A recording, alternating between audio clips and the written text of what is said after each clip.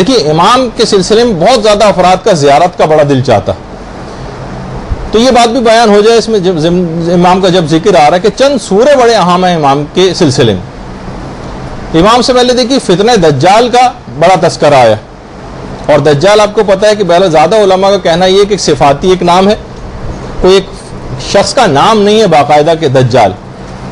تو سورہ کہف جو ہے پیغمبر فرماتے ہیں کہ جو 8 دن اور 8 راتیں سورہ کہف پڑھے وہ ہر فتنے سے محفوظ ہو جائے گا، اور اگر دجال نے ان 8 دنوں میں خروج کیا تو اس کے فتنے سے بھی وہ محفوظ ہو جائے گا۔ سورہ کہف، اور پیغمبر نے یہ جملہ بھی ارشاد فرمایا کہ جو کہف کی 10 آیات کو حفظ کر لے گا وہ دجال کے فتنے سے محفوظ ہو جائے گا اور کوئی نقصان اس کو نہیں پہنچے گا۔ اور اگر سورہ کہف کی ساری آیتیں بھی پڑھ لے، ساری آیتیں یعنی پورا سورہ، تو ایسا شخص داخل جنت ہوگا۔ اور اگر سورہ کہف کی آخری آیات کو حفظ کر لے تو قیامت کی میں اس کے ساتھ ایک نور اور روشنی ہوگی۔ تو سورہ کہف علی الخصوص امام زمانہ علیہ السلام کے حوالے سے بہت اہم ترین سورہ ہے، تو آپ کوشش کر کے اس کی ابتدائی 10 آیتیں، آخری آیات، بلکہ اگر ہو سکے تو پورے سورے کو حفظ کرنے کی کوشش کریں، تو پھر آپ کو امام کی غیبت میں یہ جتنے منحرف کرنے والی چیزیں یہ آپ کو نقصان نہیں پہنچا سکیں گی۔ دوسرا سورہ جو ہے وہ سورہ یاسین۔ سورہ یاسین باقاعدہ ایک عالم دین نقل کرتے ہیں کہ جب میں خدمت امام میں پہنچا تو میں اس زمانے میں شدید سخت مصیبت میں مبتلا تھا، تو امام زمانہ نے مجھے خود سورہ یاسین پڑھنے کی تاکید کی مشکلات میں، اور دیکھیے اس میں امام نے فرمایا کہ اس میں مبین 6 مقامات پر آیا ہے۔ دیکھیے ایک عمل بھی آپ بھی چاہیں اس کو کر سکتی ہیں۔ امام نے فرمایا سورہ یاسین میں جو لفظ مبین ہے یہ 6 مقامات پر آیا ہے، تو جب بھی تم لفظ مبین پر پہنچو تو اس مقام پر پہنچ کر اپنی حاجات طلب کرو تو خدا تمہاری دعاؤں کو مستجاب کر دے گا۔ اچھا وہ عالم دین جب ان کی امام سے ملاقات ہوئی اس کے بعد وہ گھر آئے تو انہوں نے پھر قرآن میں دیکھا کہ مبین، وہ ذرا حیران اور پریشان ہوئے کہ مبین قرآن میں 7 مقامات پر آیا، جبکہ امام نے کہا تھا 6 مقامات ہیں۔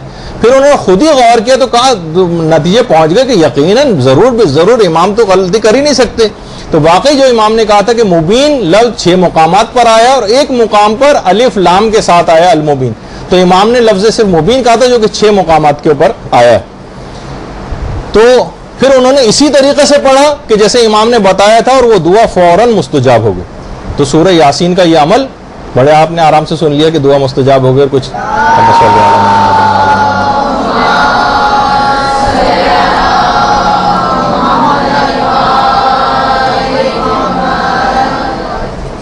اور اس کے بعد اگلا سورہ جو ہے سورہ القاریہ ہے۔ چھٹے امام القاریہ سورہ کے متعلق فرماتے ہیں کہ خدا اس کے پڑھنے والے کو دجال کے فتنے سے اور اس دجال کے فتنے پر ایمان لانے سے اور جہنم سے محفوظ رکھے گا۔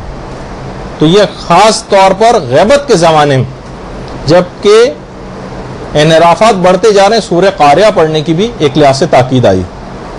اور اس کے علاوہ جو مسبحات سورے ہیں، مسبحات ابھی بتاتا ہوں کون سے سورے ہیں۔ جابر بن یزید جعفی 5ویں امام کے بھی صحابی ہیں، 6ٹے امام کے بھی ہیں، وہ فرماتے ہیں کہ 5ویں امام سے کہ جو شخص بھی رات کو سونے سے پہلے مسبحات پڑھے گا وہ نہیں مرے گا مگر یہ کہ حضرت قائم کو درک کر لے گا۔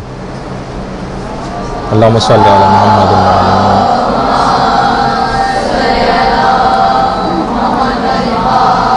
اور اگر مر گیا تو وہ جوار پیغمبر میں جگہ پائے گا، پیغمبر کے پڑوس میں اس کو گھر دیا جائے گا۔ اچھا مسبحات سورے وہ ہیں جو تسبیح سے شروع ہوتے ہیں، تسبیح سے۔